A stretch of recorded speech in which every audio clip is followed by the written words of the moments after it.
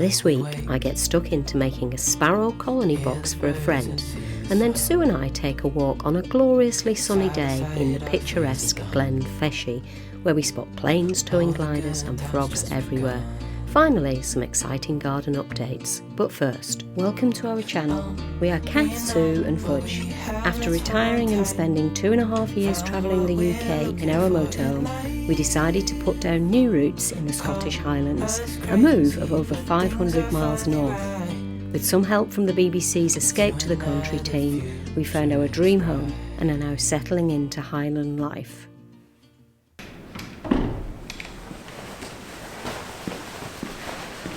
Welcome to another day in paradise. Now today's project is a sparrow colony box.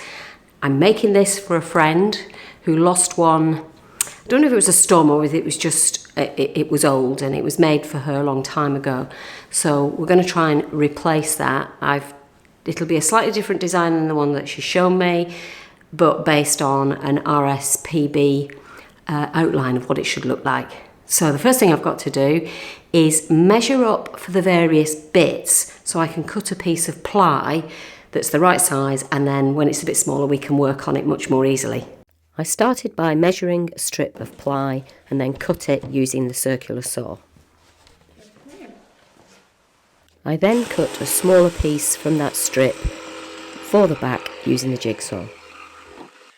I then moved on to the table saw to rip down an even thinner strip for the sides and centre panels.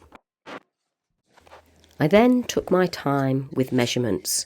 Remember, measure twice, cut once, because each of the sides and the centre panels was needed to be cut at an angle to achieve the sloping roof on the bird box.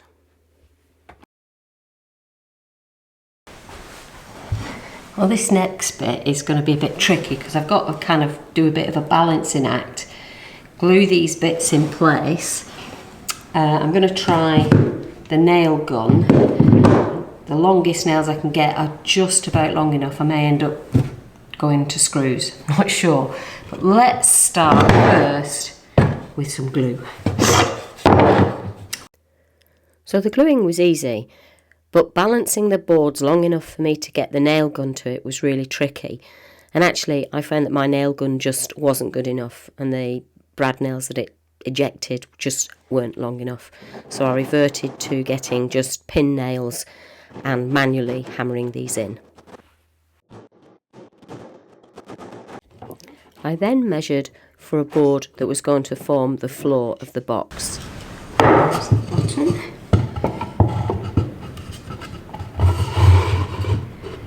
Yeah, that is perfect. And then once again set about gluing and nailing that into place. This was much easier because it was a nice snug fit, so not too much balancing. And this is where it became really important to get some accurate measurements. You can see me taking my time and then marking up exactly where the floor is using, I think it's called a scientific square. Placing that line along the back of the box so I know exactly where the pin nails need to go.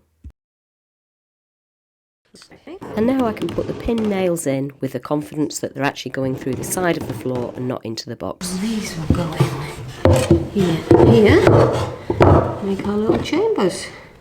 Well, I left it last night because I'd been cutting and measuring and sawing, and then Sue came in and said, your tea's nearly ready. So it was a perfect time to leave it because I was going to have to start doing a bit of measuring again, which meant that normally I clear the workshop up as soon as I've finished, but I left the place in carnage last night because I'd used every saw I think I've got apart from a hand saw.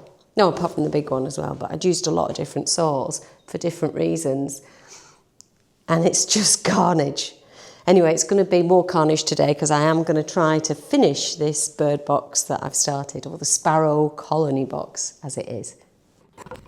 Now once again, there's an awful lot more measuring, and it may seem like it's going over the top, but when you're putting the nails in or the pins, unless you know exactly where they're going to go, you may end up with some coming through into the inside of the box itself. Once the chamber dividers were glued, it was ready to get these in place. Another bit of a balancing act, and also really important to make sure these are square when you finally pin them in place. And then sorting out the piece for the front again involved quite a lot of measuring. This time, not only to make sure that the pins would be going in exactly in the right place, but also that we would drill those entrance holes for the birds in the right place too. Look at this mess behind me. I'm going to put a few things away that I don't need anymore, just to give me a bit more space to work, because I've actually got 2 projects on the bench and they're both swamped now by tools. So let's get some stuff away, and then we can start drilling holes in this. Hang on, let me do the camera better. That's better. I started drilling and I've got a hole, but I've now got a little plug stuck in there, so I think I'm going to have to get a screwdriver or something through that hole and push it out.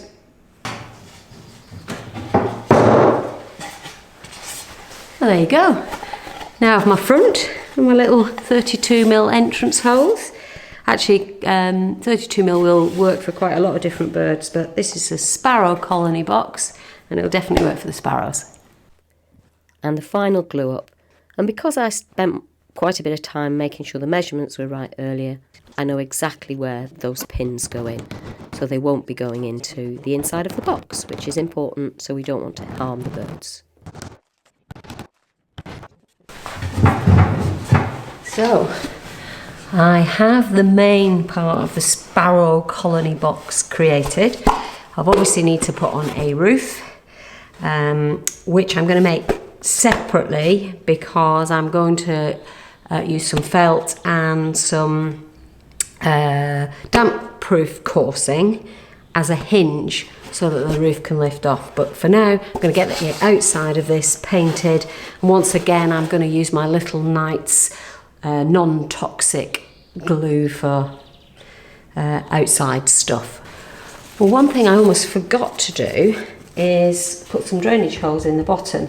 So I'll just put about 3 or 4 little drainage holes in the bottom of here. That's what the RSPB recommend. Just get a drill, very fine drill, and put little holes in. Then I measured and cut a board for the roof, making sure I had a small overhang. So another day and back in the workshop for the roof.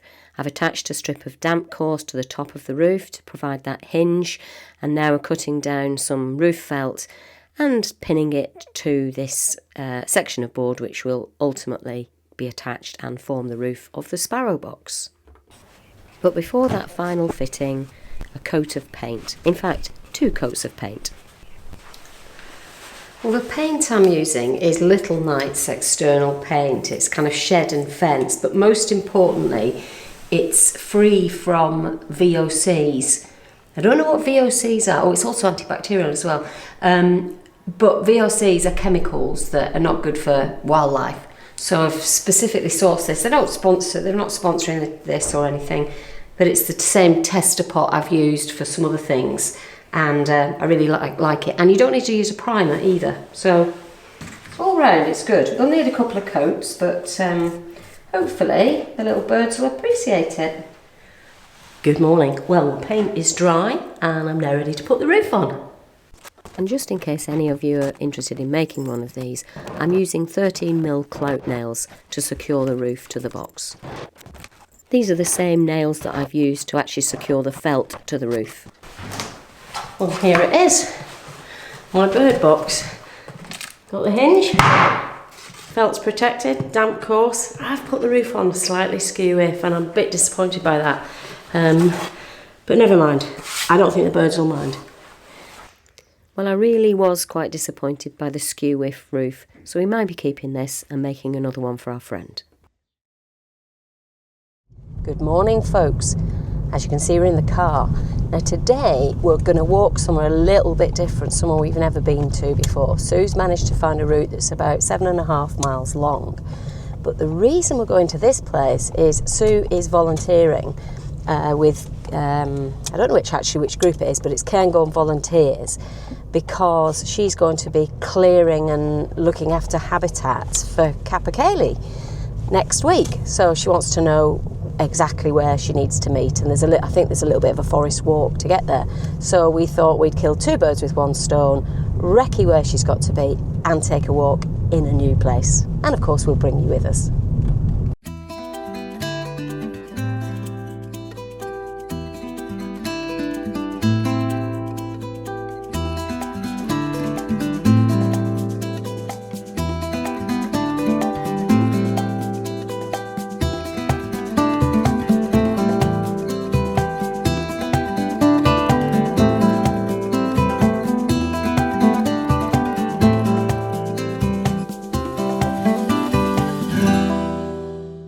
Well, this is the start of the walk. You can see the river in the background. I'm pretty sure it's still the River Spey, and we're in Glen Feshie. And as I said, Sue has mapped us a walk which is about 7.5 miles. She's just actually gone to move the car because we were parked in a lay-by, but there's a little car park here which I think is just much more suitable for us when we're leaving the car for a good few hours. So anyway, we'll get started, and I'm sure we'll pick up some interesting sights en route.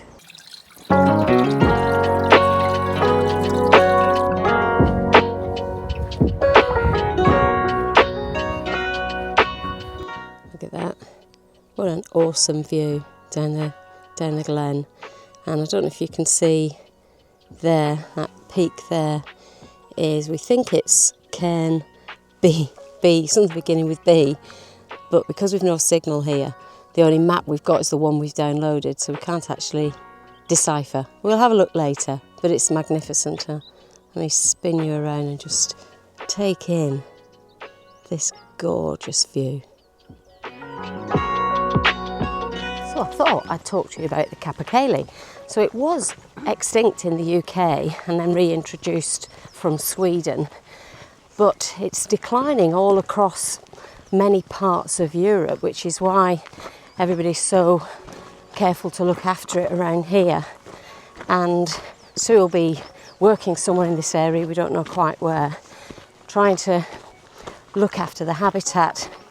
So there's quite a lot of removing fences. Fences are put up to stop the deers damaging the new trees, but that also is a barrier for capercaillie who run into the fences, and sometimes that can prove fatal.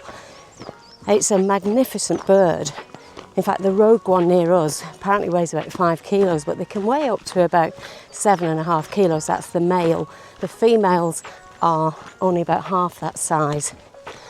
And just about now is when the male capercaillie start their routine of courtship, which means they fan their tails out, they fan their wings out, and they make a clucking sound. And then eventually the females come onto their patch and copulation takes place. And then we get little baby capercaillie. Anyway, enough of that, let's carry on enjoying this walk.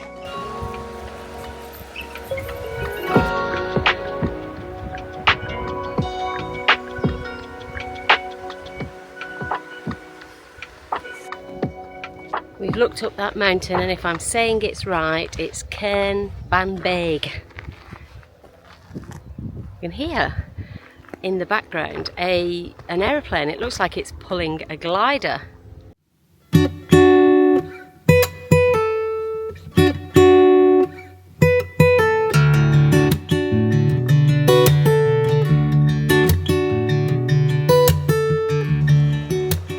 Sue and I have been looking at that house that's just over there. I don't know if you can hopefully see that. And it doesn't look occupied, although we can see a vehicle there, but wondering how on earth would you get to that? Well, this is the answer. There is a track and a ford.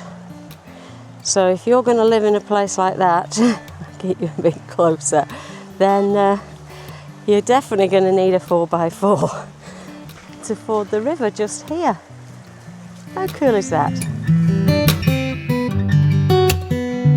Not sure. Back down, back this way. Well, we're back on track. We had a little map malfunction for a moment. Well, probably user malfunction, but we're back on track. And I'll tell you what, it's getting warm now with the sun and the wind. We can't feel the wind quite as much now. I might even be going down to a t-shirt by the end of this walk.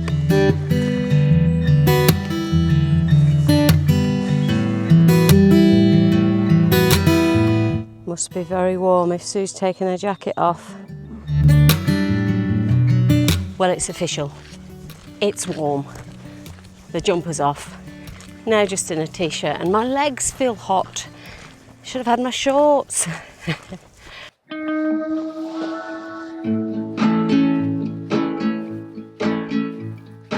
I just wanna go out and walk with you.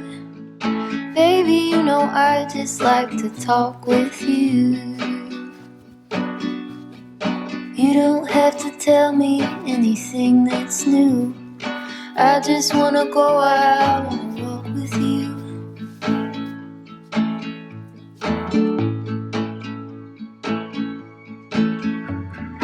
I just wanna see your shadow next to mine, sailing over pavement with our 12 lines.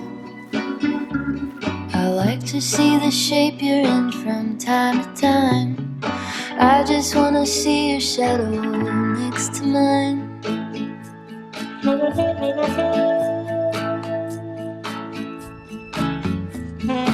I just wanna see the same things you can see, understand the meaning on a new degree. Maybe that could happen. We've noticed over the past week or so loads of little frogs around, and I've just seen some frog spawn, and there was frog under there, kind of, you could see it moving about. So I thought we had one in our garden, and I was really worried because I thought, well, there's no water in the garden. But Sue's done a bit of research and found out that the frogs are all at the moment trying to find female mates. So they walk around, they don't need water, as long as there's some water that they, I think, can get back to at some point. They don't actually need it. You don't need to move them to water, which I was worried about, I thought I might have to do. But they're just out looking for their mate. Spring is such a wonderful time of year. I just wanna go out and walk with you. Well, that's us reaching the end of our walk now, and we're almost back at the car. Oh, the river is actually Glen Feshie. Now, that River Feshie. Glen Feshie should have given it away, shouldn't it? Anyway, it's been an absolutely lovely walk, and we're both hungry now, so we're going to go and get some lunch. But yeah, this is another one to chalk up. We'll definitely do that again. We passed a little lochen, can't remember what it's called now, and we didn't, there's a route you can do round it. So I think one afternoon, maybe Fudge and I'll come back and do that. And when you look at it on the map from the you know, the aerial picture, it looks like a dog's footprint. So one for another day. Good morning, folks. Now, sorry, I'm a little bit bunged up at the moment. I don't know why, because I had a cold and I hope it's not coming back. But anyway, something rather exciting is happening. Let me show you. Now, as you know, I've no patience, and I've been checking this every day. But look, can you see that just there?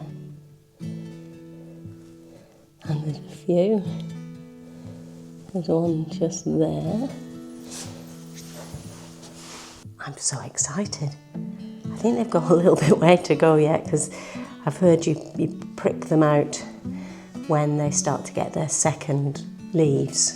And I don't know how long that's going to take. I'm going to have to watch a lot more YouTube. And something else is exciting.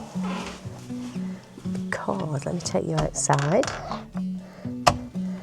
I've been taking the dead heads off some of the little flowers that I bought, and I've noticed that I may have some buds, little new flowers starting.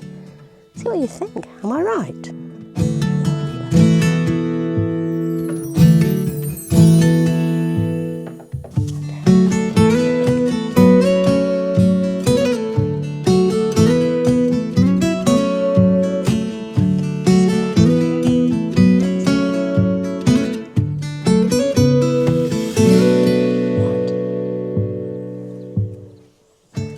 does actually get the sun on this side. This of the planters gets that morning sun, and we've been doing well recently with the morning sun.